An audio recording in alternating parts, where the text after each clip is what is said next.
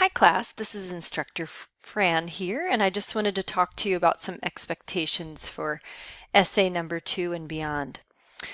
Essay number 1 was a special type of essay. It was a personal narrative in which you talked about your own personal experience. In our upcoming essays, essay number 2 and essay number 3 and any beyond, we are going to be writing academic essays, and they differ from a personal narrative pretty significantly. There's 3 things I want you to keep in mind.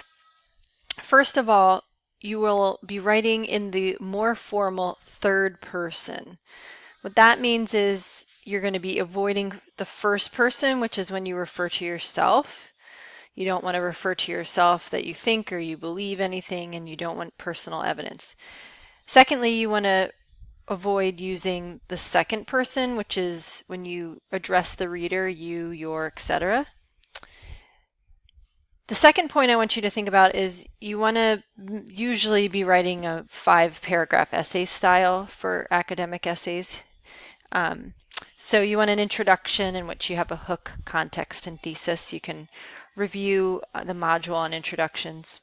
You want body paragraphs that have topic sentences, evidence by way of quotes and paraphrases from our readings, and analysis of that evidence. And then you also need a concluding paragraph.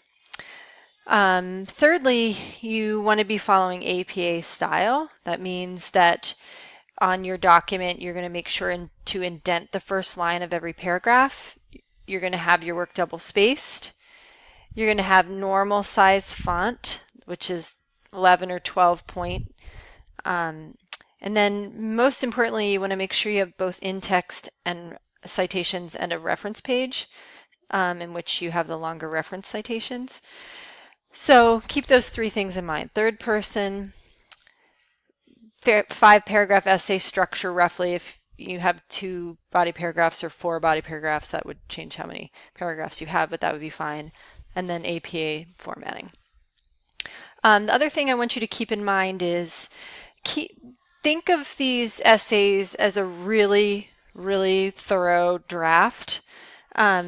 You really want to be following the directions, and if nothing's glaringly wrong, you're going to get full credit for the assignment. And then in later weeks, we're going to work on projects. I've kind of replaced midterms and finals with these projects where you work on revising these essays with my feedback. That being said, do your best job you can with essay number 2. Make sure you read through the directions really carefully and follow the instructions that I just talked about. But if you hit that criteria, then my job is really more to be giving you feedback so you can fix these essays up when we work on our projects, if that makes sense. So, one last thing, I encourage you to use the readings and videos that we have in our class site that relate to the topics of the essays, and if you want to integrate outside sources as well that are credible, that's absolutely fine. Don't hesitate to contact me if you have any questions, and I look forward to seeing your essay soon.